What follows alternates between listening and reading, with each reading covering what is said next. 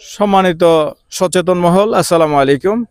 আমরা গতকাল থেকে লক্ষ্য করছি বাংলাদেশে যে রমেশিয়ার যে দর্শন করে তাকে যেভাবে নির্মমভাবে হত্যা করা হয়েছে, এটি খুবই পৈশাসিক, যাতে আইএমএ জাহেলি যোগ্য হার মানায়।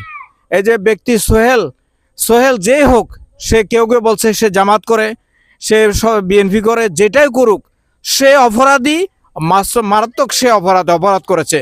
আমি বলেছি যে যদিও বাসাটা খুবই খারাপ, তার নুন্ডুটিকে অবশ্যই কেটে দেওয়া উচিত।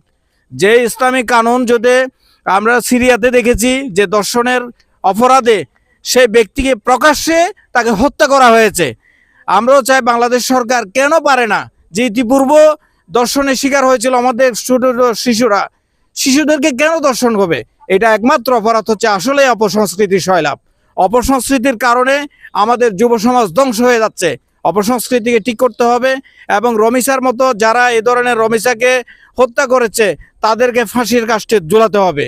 তাইলে প্রকাশ্যে আমরাও চাই যে গণতান্ত্রিক উদারপন্থী একটি সরকার যেটা প্রতিষ্ঠিত হয়েছে, আপনারা দৃষ্টান্ত স্থাপন করুন।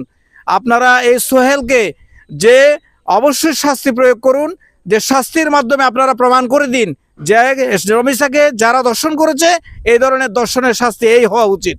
আমাদেরকে প্রত্যাশা রাখি। ধন্যবাদ। আসসালামু আলাইকুম। সম্মানিত সচেতন মহল, আসসালামু আলাইকুম। আমরা গতকাল থেকে লক্ষ্য করছি বাংলাদেশে যে রমেশিয়ার যে দর্শন করে তাকে যেভাবে নির্মমভাবে হত্যা করা হয়েছে, এটি খুবই পৈশাসিক, যাতে আইএমএ জাহেলি যোগ্য হার মানায়।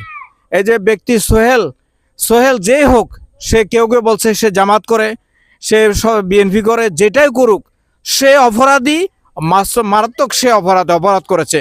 আমি বলেছি যে যদিও বাসাটা খুবই খারাপ, তার নুন্ডুটিকে অবশ্যই কেটে দেওয়া উচিত।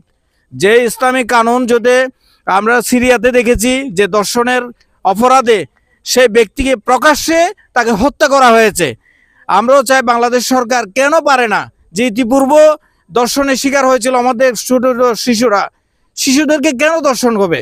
এটা একমাত্র অপরাধ হচ্ছে আসলে অপসংস্কৃতির সয়লাভ। অপসংস্কৃতির কারণে আমাদের যুব সমাজ ধ্বংস হয়ে যাচ্ছে। অপসংস্কৃতিকে ঠিক করতে হবে এবং রমিসার মতো যারা এ ধরনের রমিসাকে হত্যা করেছে তাদেরকে ফাঁসির কাস্টে ঝুলাতে হবে। তাইলে প্রকাশ্যে আমরাও চাই যে গণতান্ত্রিক উদারপন্থী একটি সরকার যেটা প্রতিষ্ঠিত হয়েছে, আপনারা দৃষ্টান্ত স্থাপন করুন।